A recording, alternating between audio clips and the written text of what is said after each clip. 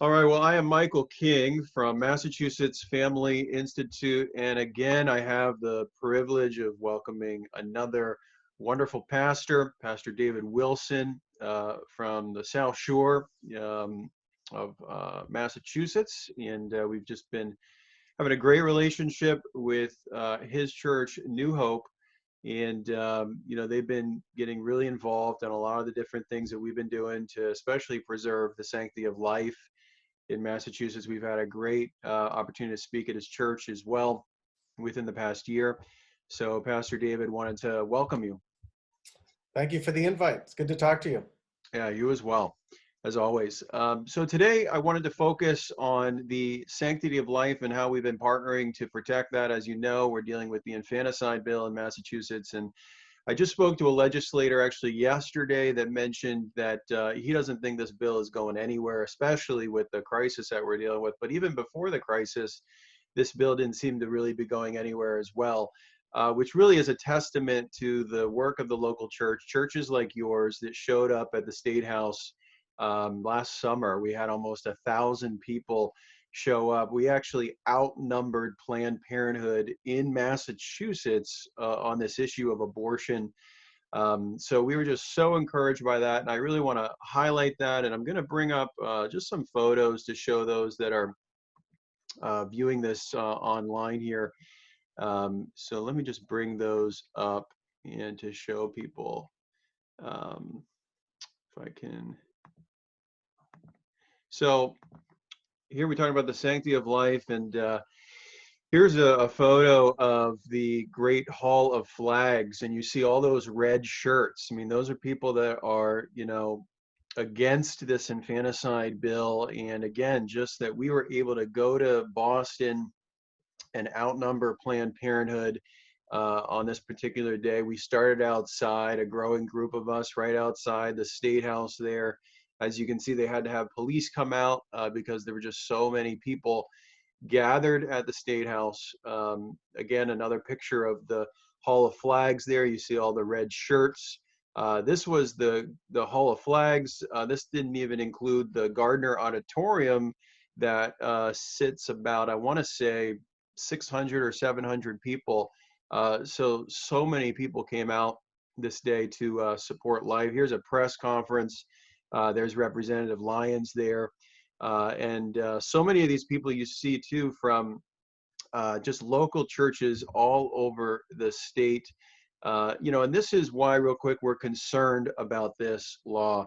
As you can see here, the current Massachusetts law requires late-term abortions, those performed after 24 weeks, to be performed in hospitals where life-saving equipment is readily available. But the Roe Act, also known as the Infanticide Bill, removes this provision. This means that expecting mothers could undergo late-term abortions, which carry significant risk of complications, and this is the point, outside of a hospital setting. And then two other quick points. Minors in Massachusetts currently must get permission from at least one parent to have an abortion. Failing that, they also can get permission from a judge in what is known as judicial bypass. Now, the Roe Act, it removes this requirement for girls 15 or younger, and this would by definition be covering up the crime of even statutory rape. The only adults involved in the entire process would be the abortion providers themselves, and parents would never be told. And then lastly, the Roe Act eliminates the current requirement to preserve the life and health of the aborted child when an abortion is performed at 24 weeks or beyond. To be clear, this means allowing abortions on clearly viable babies with no requirement to preserve the baby's life either during the delivery or once they are outside the womb and still alive. And this is why we call it infanticide. Um, and lastly, if you want to get involved on this issue, find out more information about it, text the word sponsor. If you speak Spanish, it's patrocinador to 797979. So please take the opportunity to do that. But Pastor Wilson, I wanted to have you have the opportunity just to speak to, the work that your church has been doing on this issue. Like I said, we had the great opportunity to come to your church within the past year and speak for about 45 minutes on a Sunday morning to raise awareness, educate people, hopefully inspire them. Many people that morning at your church sign up for our text alert. They get that text every once a week or, whenever it goes out to educate them. So if you could just speak, to the value of, partnering with an organization like us, Massachusetts Family Institute, on these issues of life, liberty, and parental rights. Mhm. Well, I was in the crowd in those pictures that you just showed. Hmm. The crowd on the street. I was there. I was also in the Gardner Auditorium, and we had a pretty good sized group from our church.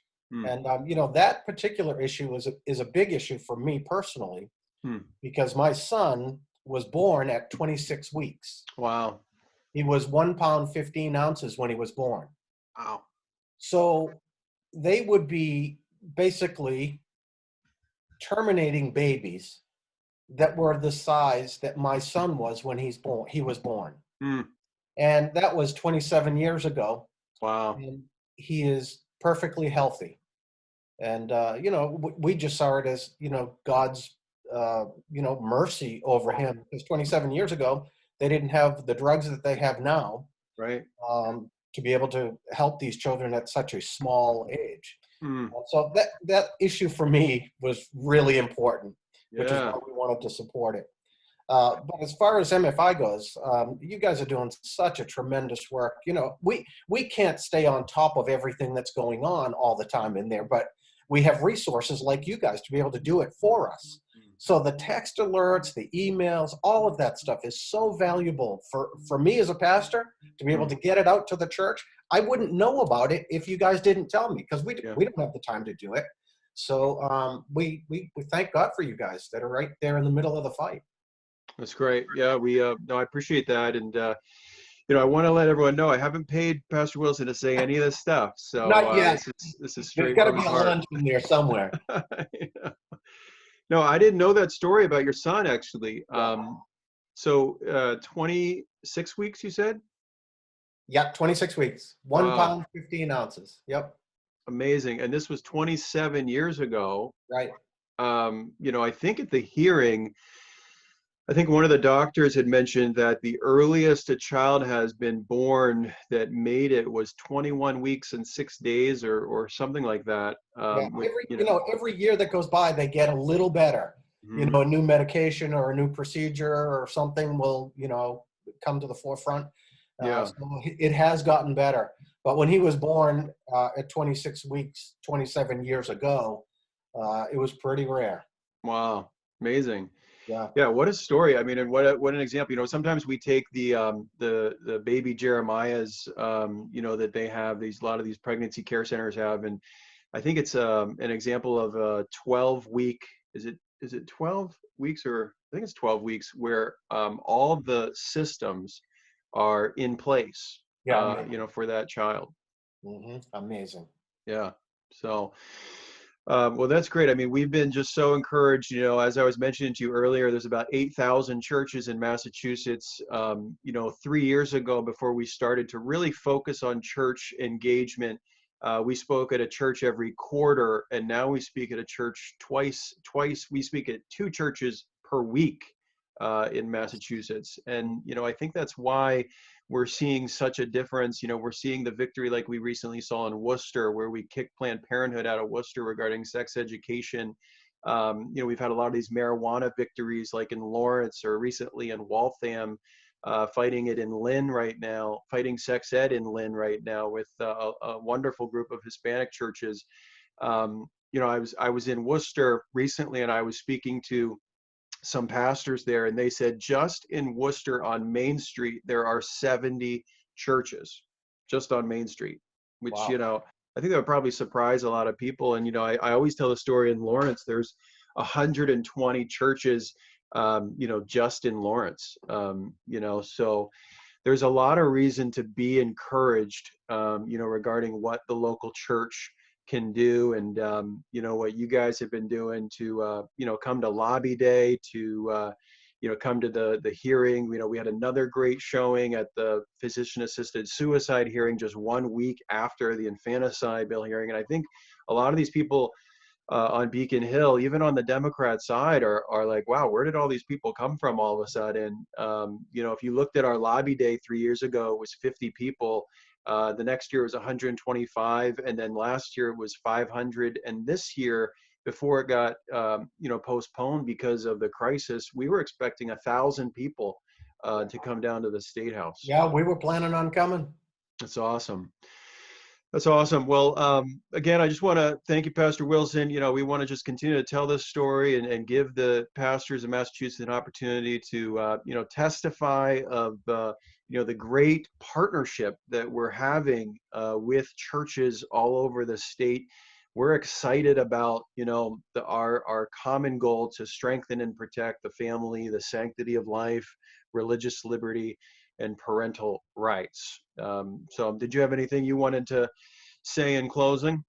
No, I would just say keep up the good work. You guys are doing an amazing job up on Beacon Hill. So we thank God for you.